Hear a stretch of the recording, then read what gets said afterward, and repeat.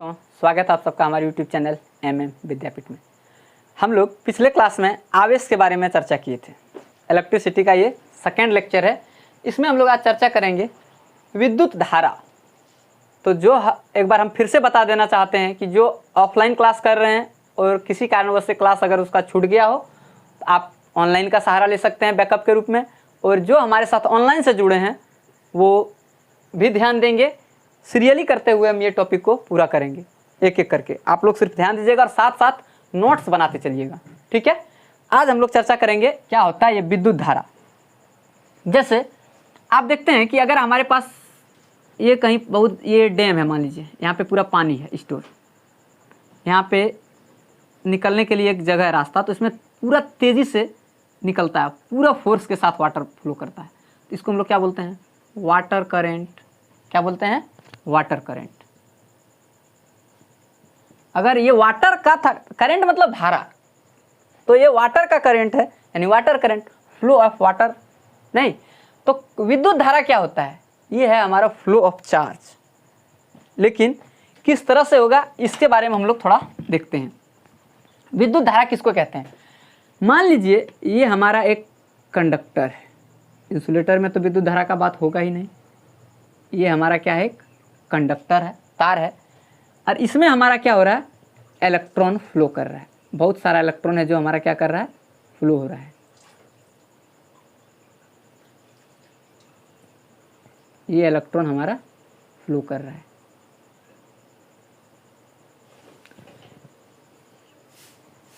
यहां मान लीजिए हम देखने के लिए इसको क्या करते हैं, कर दिए, देखते हैं एक सेकेंड में जितना इलेक्ट्रॉन क्रॉस कर जाए, एक सेकंड में जितना इलेक्ट्रॉन इस एरिया को, क्रॉस सेक्शन एरिया जो ये इसका जो काटे यहाँ, ये क्रॉस सेक्शन एरिया कहला रहा है।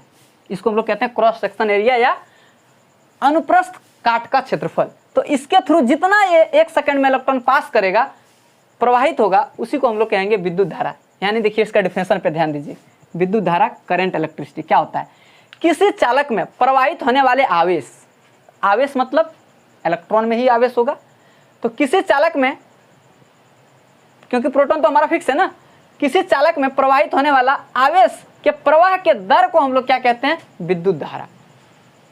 प्रवाह के दर को हम लोग कहते हैं विद्युत धारा। यानी अगर ध्यान दें तो विद्युत धारा क्या हो गया?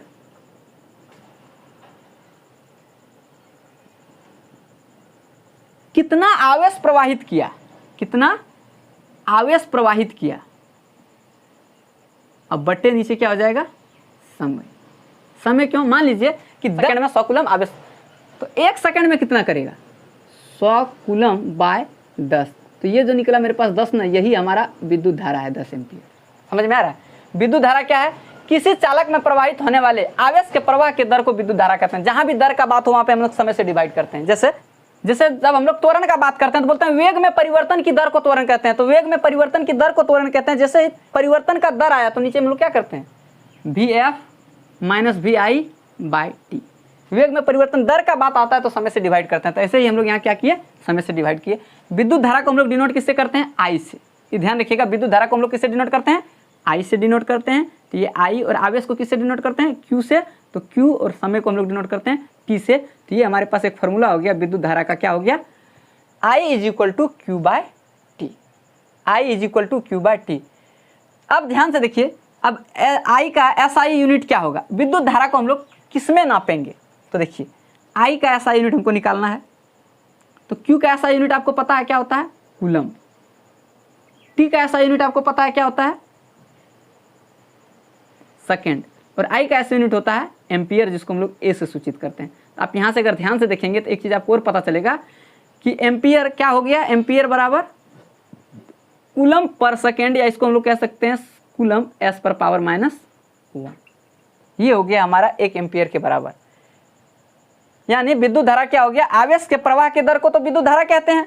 तो I is equal to Q by t, और I का SI मात्रा क्या होता है? एम्पियर। और इसको हम लोग रिलेट कर सकते हैं C और S के माध्यम से, यानी कूलम और पर सेकेंड के माध्यम से। तो 1 एम्पियर इज इक्वल टू हो जाएगा coulomb per second. A is equal to coulomb per second. अब यहाँ लिख भी देते हैं हम, आवेश का SI मात्रा क्या हो जाता है? आवेश का SI यूनिट एम्पियर होता है। इसको हम लोग ए से डिनोट करते हैं। ठीक है, इसको लोग बोल दिए एम्पियर। अब है एम्पियर को डिफाइन करना है कि 1 एम्पियर विद्युत धारा किसको कहेंगे हम लोग। 1 एम्पियर विद्युत धारा अगर कहना है तो किसको कहेंगे, फॉर्मूला देखिए, इसी से समझ में आ जाएगा। 1 एम्पियर विद्युत धारा कहेंगे किसको बोलेंगे, यदि 1 सेकेंड में किसी वायर में 1 सेकेंड में अगर 1 कूलम धारा प्रवाहित होता है तो उसको हम लोग कहेंगे 1 एम्पियर। क्लियर है, 1 एम्पियर विद्युत धारा किसको कहेंगे, यदि किसी चालक में 1 सेकेंड में 1 कूलम आवेश का प्रवाह हो तो उसे 1 एम्पियर विद्युत धारा कहते हैं।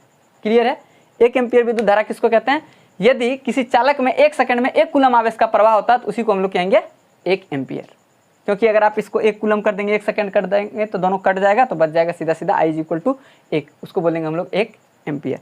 अब देखिए, विद्युत धारा किसी भी चीज का प्रवाह होने के लिए क्या चीज का जरूरत होता है, डिफरेंस। किसी भी चीज का प्रवाह होने के लिए आपको क्या चीज का जरूरत होता है, डिफरेंस। जैसे बहुत कोई गर्म चीज है, आप उसको छू दिए, आपको जलने का अनुभव होता है। क्यों होता है अनुभव, क्योंकि जो हॉट बॉडी होता है, क्योंकि जैसे हमारा उष्मा का स्थानांतरण होने लगा, तो जो हॉट बॉडी होता है और जैसे कोल्ड बॉडी उसके संपर्क में आया, ठंडा चीज जैसे गर्म वस्तु के संपर्क में आया, तो गर्म ताप में अंतर हो गया, तापांतर हो गया, इसका ताप ज्यादा इसका ताप कम, तुरंत उधर से इधर फ्लो करने लगता है। नहीं, अगर आप क्या करें, बैलून को फूकना चाहें, कभी कभी आप देखते होंगे बैलून फूकने के बाद फुलाते हैं, फुलाते फुलाते बड़ा होता है, कभी अचानक किसी तरह से बैलून यहाँ पे हवा हम लोग क्या करते हैं, थोड़ा सा फूके दबाते हैं, फिर सांस लेते फिर फूके थोड़ा दबाते हैं, ऐसे करके फूकते हैं, और बाय चांस कभी वो स्लिप खुल जाता है, वापस गुब्बारा से खुलता है ना। तो वैसा ही होता है, जिसका प्रेशर ज्यादा उधर से जाएगा किधर, तो एयर को फ्लो करने के लिए चाहिए प्रेशर डिफरेंस, हवा का दाब ज्यादा से कम की तरफ हवा का बहाव होगा। वैसे ही ये हमारा विद्युत धारा करंट को फ्लो करने के लिए हमारा किस चीज का डिफरेंस होना चाहिए, पोटेंशियल डिफरेंट होना चाहिए, विभवांतर, जिसको बोलते हैं विभव का अंतर। जब तक विभवांतर नहीं होगा तब तक हमारा ये विद्युत धारा प्रवाह नहीं हो सकता। अब विभवांतर क्या होता है इसको हम लोग देखेंगे आगे। पहले देखिए, तो विद्युत धारा को प्रवाहित होने के लिए क्या चीज होना चाहिए, विद्युत धारा का प्रवाह विभव में अंतर के कारण होता है, विभव में अंतर के कारण होता है। ठीक है, विद्युत धारा का प्रवाह जो होता है विभव में अंतर के कारण होता है। विद्युत धारा के प्रवाह विद्युत में विभव में अंतर के कारण होता है, और ये हमेशा किधर से किधर जाता है, विद्युत धारा जो हमारा फ्लो करता है हमेशा किधर से किधर चलता है, ये हमेशा उच्च विभव से निम्न विभव की ओर जाता है, उच्च विभव से निम्न विभव की ओर, high potential to low potential, उच्च विभव से निम्न विभव की ओर होता है। विद्युत धारा का प्रवाह उच्च विभव से निम्न विभव की ओर होता है। आगे देखिए, अब विद्युत धारा से रिलेटेड एक दो पॉइंट और देखते हैं हम लोग। ये जो विद्युत धारा है उच्च विभव से तो निम्न विभव की तरफ जाता ही है,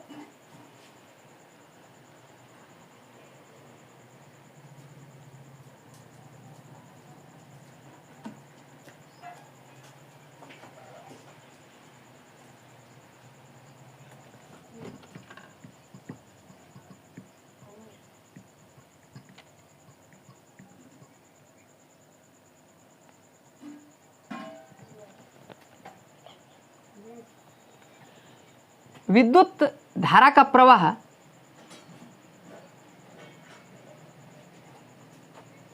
विद्युत धारा का प्रवाह पॉजिटिव से नेगेटिव की ओर होता है।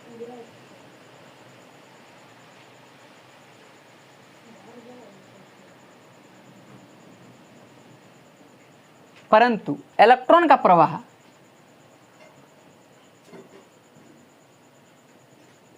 नेगेटिव से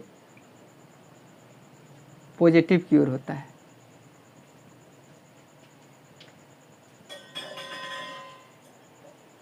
यानी अगर ये मान लीजिए हमारा एक सर्किट है,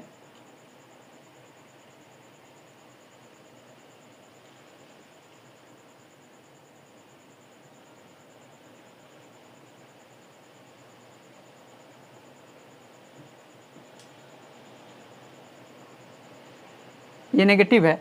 अब अगर इसमें जा रहा है विद्युत धारा आई जो फ्लो करेगा हमारा इधर फ्लो करेगा, आई का दिशा हमारा इधर है, ये हमारा जो डायरेक्शन है आई का है। लेकिन अगर इलेक्ट्रॉन का प्रवाह का बात करें तो वो हमारा इधर से इधर होगा, ये दिशा है इलेक्ट्रॉन का, ये एक दूसरे के क्या होता है, अपोजिट होता है। तो इसमें हम लोग विद्युत धारा के बारे में देख लिए कि विद्युत धारा किसे कहते हैं। विद्युत धारा का एसआई यूनिट क्या होता है, विद्युत धारा को हम लोग 1 एम्पियर का भी डिफाइन किए, किधर से किधर बहता है, इसका कुछ प्रॉपर्टी था, इसको हम लोग देख लिए। ठीक है, नेक्स्ट हम लोग देखते हैं इसके आगे नेक्स्ट वीडियो में, जिसमें हम लोग विद्युत विभव के बारे में चर्चा करेंगे। ठीक है, मिलते हैं नेक्स्ट वीडियो में, तब तक के लिए थैंक यू।